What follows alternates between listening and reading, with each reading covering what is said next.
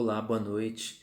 Espero que você esteja bem na sua casa, guardado pelo Senhor. Espero que você esteja bem com seus familiares, que Deus esteja protegendo a sua casa, Deus esteja protegendo cada pessoa da sua família. Eu quero compartilhar um texto com você, no livro de Jó, no capítulo 1 de Jó, versículo de número 1 ainda também. Jó capítulo 1, versículo 1 diz assim: Na terra de Uz havia um homem chamado Jó. Era um homem íntegro e justo, temia a Deus e evitava o mal.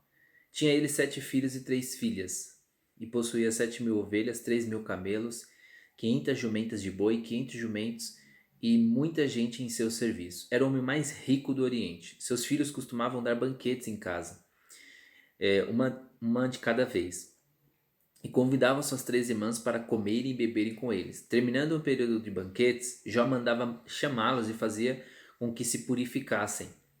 De madrugada ele oferecia um holocausto em favor de cada um deles, pois pensava: talvez os meus filhos tenham lá no íntimo pecado e amaldiçoado a Deus. Essa era a prática constante de Jó. Certo dia os anjos vieram apresentar-se ao Senhor e Satanás também veio com eles. O Senhor disse a Satanás: de onde você veio? Satanás respondeu: de perambular pela terra e andar por ela.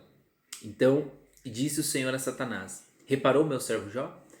Não há ninguém na terra como ele, irrepreensível, íntegro, homem que teme a Deus e evita o mal. Será que Jó não tem razões para temer a Deus? Respondeu Satanás. Acaso não puseste uma cerca em volta dele, da família e de tudo que ele possui? Tu mesmo tens abençoado tudo o que ele faz, de modo que os seus rebanhos estão espalhados por toda a terra. Mas estende a tua mão e fere o que ele tem, e com certeza te amaldiçoará na tua face. O Senhor disse a Satanás: pois bem, faça tudo o que ele possui está nas tuas mãos, apenas não toque nele. Sem dúvida, muitos de nós já ouvimos falar da história de Jó, das provações, só que poucos sabem o que significam essas provações e o que Deus estava procurando realizar por meio delas. Jó sofreu de modo que Deus queria realizar um propósito na vida dele. Assim como o sofrimento nos dias de hoje, as experiências que nós passamos, elas têm um propósito também, sabe? Deus ele quer nos forjar a sermos perseverantes, pacientes e perseverarmos até o fim. Os 3 primeiros capítulos desse livro de Jó, ele apresenta a vida, né? Primeiro ele fala do caráter. A Bíblia deixa claro no versículo que ele era um homem reto, íntegro. Pessoas íntegras são pessoas completas, pessoas sem qualquer tipo de hipocrisia, de duplicidade. Ele é uma pessoa só. Em todos os lugares ele é a mesma pessoa. Ele não era uma pessoa que não cometia pecados. Ele cometia pecados, mas a Bíblia deixa bem claro que ele é um homem que temia Deus e se desviava do mal. A sua família era uma família maravilhosa. Tinha uma família próspera. Os filhos gostavam muito de fazer festas e se juntar e passar tempo juntos. Isso indica que Jó e a sua esposa educaram bem os seus filhos. Seus bens materiais, a Bíblia fala que ele era também, naquela época, um dos homens mais ricos da terra. Tinha animais, tinha servos. Jó possuía tudo em abundância. Só que a riqueza de Jó não o afastou de Deus. A Bíblia deixa bem claro que ele reconheceu, né, que foi Deus que tinha dado todas as coisas para ele, porque afinal de contas tudo vem de Deus. E os amigos de Jó, apesar de que os seus amigos o magoaram profundamente, ainda assim eram seus amigos, né? E quando eles ficaram sabendo da tragédia que ocorreu na vida de Jó, na família de Jó, eles vieram de lugares distantes para visitá-lo nesse momento de dor, sentaram do seu lado, ficaram em silêncio, né? E demonstraram compaixão por ele. Então Jó era um homem tão justo que o próprio Deus deu testemunho dele para Satanás, né? Uma vez que o autor do livro mostra que Satanás visita a sala no céu, na sala do trono no céu, né, e vê Deus conversando com os seus anjos. Então nós sabemos que Satanás foi quem causou todos esses males na vida de Jó, mas com a permissão de Deus, né? E é como se Satanás estivesse dizendo para Deus: tu estás pagando para ele te temer, né? Você tem um contrato com Jó, você o abençoa e ele te serve. Deus está protegendo, né, Jó, mas é porque Jó ele está barganhando na verdade com Deus. Tu não és um Deus digno de adoração, é como se Jó estivesse dizendo, né? Porque você precisa pagar as pessoas para que elas te honrem, você precisa dar as coisas para que elas te honrem. Só que aí Deus então permite, né, que Satanás tocasse nos bens materiais e na família de Jó. Só que em um só dia, né, Satanás conseguiu fazer com que Jó ficasse decepcionado, arrasado, porque a Bíblia fala que cai fogo do céu, queima os empregados, as ovelhas, os camelos são roubados, né? E aí a pior das notícias é a morte dos seus 10 filhos de uma vez só. Então uma tragédia que derrubou, né, completamente a vida de Jó. Só que a gente consegue, será, imaginar uma pessoa tendo que sepultar os seus 10 filhos em um dia apenas? Acho que deve ter sido uma dor terrível. E aí, em sinal de profunda tristeza, Jó rasga as suas vestes, raspa a sua cabeça, se prostra diante de Deus e ele adora Deus, dizendo: Nu saí no ventre da minha mãe e para lá voltarei. O Eterno me deu, o Eterno tomou, louvado seja o seu nome. Meu Deus, ao invés de amaldiçoar a Deus como a sua própria esposa tinha sugerido, ou até mesmo o que Satanás queria que ele fizesse, Jó abençoou a Deus. A Bíblia diz que Jó não pecou, não pecou e não atribuiu culpa a Deus de nada. Só que Satanás não desiste facilmente, né? Novamente ele vai até os anjos de Deus, se reúne na presença de Deus, né? E aí ele então faz uma nova acusação, porque essa palavra, né, Satanás significa acusador, e ele diz: se o Senhor tocar na saúde, na vida dele, seu corpo, tenho certeza que ele vai te amaldiçoar. Foi pouco que aconteceu com ele. Porque Satanás ele realmente veio para destruir, para matar, né? E esse é o desejo dele. Então, com a permissão de Deus, porque nada acontece sem a permissão de Deus, Satanás então aflige Jó com uma doença que nós não temos como identificar, mas era uma doença dos pés à cabeça, feridas por todo o corpo, né? Ele coçava, né, as feridas com um caco de vidro. E quando os 3 amigos de Jó viram, eles nem sequer reconheceram Jó, né, de tão mal que ele estava. Então, se um homem temente a Deus, que nós podemos encontrar no Antigo Testamento, que sofreu e que participou dos sofrimentos de Cristo, esse homem foi Jó. Humanamente falando, tudo o que restava para ele era sua esposa. Tudo o que restava para ele era sua esposa. Mas até a sua esposa se revoltou contra ele. Não é de se admirar que Jó sentisse que até o próprio Deus havia abandonado, né? A esposa dele diz: amaldiçoa o seu Deus e morre, Jó. Era exatamente isso que Satanás queria, que ele amaldiçoasse a Deus. A esposa de Jó colocou essa tentação ao próprio marido. Satanás, muitas das vezes, ele pode trabalhar por intermédio de pessoas que são queridas, pessoas que nós amamos. Ele pode trabalhar por intermédio dessas pessoas.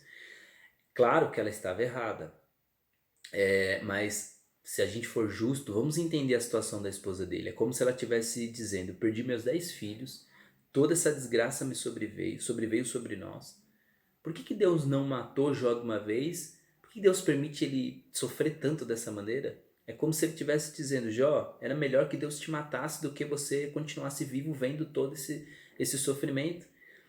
Só que depois de 7 dias de sofrimento silencioso, a Bíblia diz que Jó não abriu a boca para amaldiçoar a Deus, mas para bendizer, né, a Deus. E depois a única coisa que ele faz é amaldiçoar o seu nascimento. Ele diz: por que eu nasci? Por que eu fui nascer? Essa é uma pergunta que muitos fazem no momento da dor, e muitos fazem no momento difícil, aos prantos, né? Inclusive o profeta Jeremias ele também faz essa pergunta: por que eu fui nascer?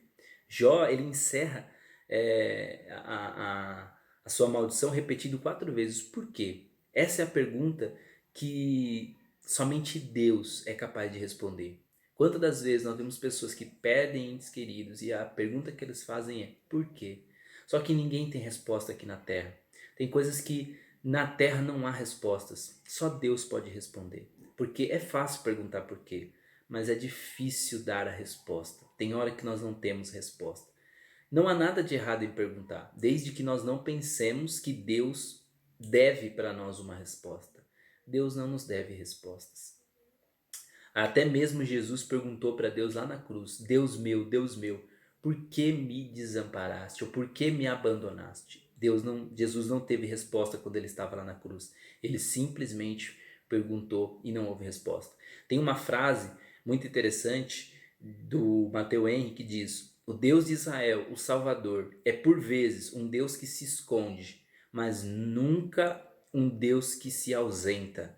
Pode estar nas sombras, mas nunca está distante. Guarda isso. Os amigos de Jó disseram para que ele confessasse os seus pecados, porque Deus daria de volta tudo que ele havia perdido. Estavam dizendo: Jó, você é culpado de tudo que está acontecendo na sua vida. Jó, olha para a tua vida, tenta encontrar algum pecado que você fez, porque esse sofrimento que você está passando é por causa de pecado. Só que Jó não tinha cometido pecado algum. Nem todo sofrimento é por causa do pecado. Alguns sofrimentos são para que se manifeste a glória de Deus, como aquele cego, né? A Bíblia fala lá em João capítulo 9, o cego de nascença, né? Os discípulos perguntam: quem pecou para que ele nascesse assim? Ele ou seus pais? Jesus falou: nem ele nem os pais. Ele nasceu assim para que se manifeste nele as obras de Deus. Então, nem tudo é causa do pecado. Existem coisas que sim, são sofrimentos por causa do pecado, mas nem tudo. Jó era um homem íntegro. Jó sabia o que havia acontecido, mas não sabia o porquê que havia acontecido tudo aquilo. E esse era o X da questão. Às vezes a gente sabe o que está acontecendo, mas o porquê a gente não sabe. Jó acusa Deus de Deus não ter tratado com justiça. E aí Deus faz pelo menos 77 perguntas para ele no livro. Onde estava você, Jó, quando eu criei a terra? Deus pergunta. Você pode segurar a terra com as suas mãos? Olha as perguntas que Deus faz para Jó. Jó sabia que havia sido derrotado, né?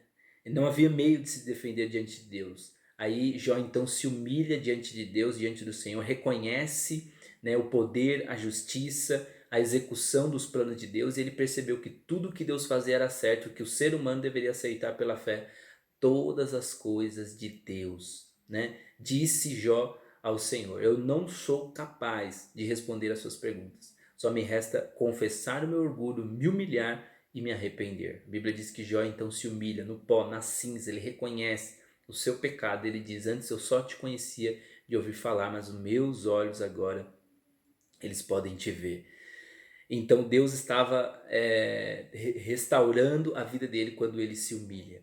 Então o que nos revela a vida de Jó, essa história maravilhosa, é que Deus é soberano sobre todas as coisas. Ele está sentado no trono e os anjos fazem a sua vontade, prestam conta. Nem mesmo Satanás pode fazer nada, coisa alguma contra o povo de Deus, se Deus não permitir. Segunda coisa, Satanás tem acesso ao trono de Deus no céu. Hoje ele tem liberdade de rodear a terra, até mesmo de ir na presença de Deus. Lá em 1 Pedro fala: estejam alertas e vigilantes, porque o inimigo de vocês, o diabo, anda em volta, né, como um leão faminto que ruge à procura de alguém para devorar. 1 Pedro 5,8.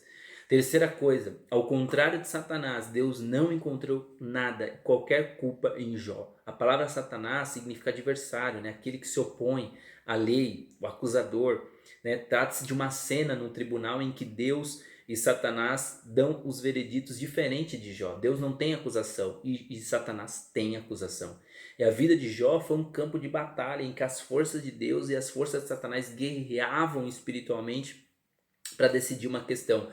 Deus é digno de adoração mesmo quando o homem está sofrendo? Deus é digno de ser adorado mesmo quando o homem está passando por um momento mais difícil da vida dele? Jó mostrou que sim. Jó mostrou que é possível adorar Deus mesmo no sofrimento. E aí, por último, Satanás só pode tocar o povo de Deus com a permissão de Deus. Né? E Deus usa essa situação para o bem do seu povo e para a sua glória. Deus está trabalhando em nossa vida a fim de nos tornar mais semelhantes a Jesus Cristo. Né? E Ele pode até usar os ataques do inimigo para nos aperfeiçoar. Tem uma frase que diz assim: pensei em 1 milhão de perguntas para fazer a Deus, mas quando eu encontrei, todas elas sumiram da minha mente e perderam a importância. Jó não obteve resposta às suas perguntas.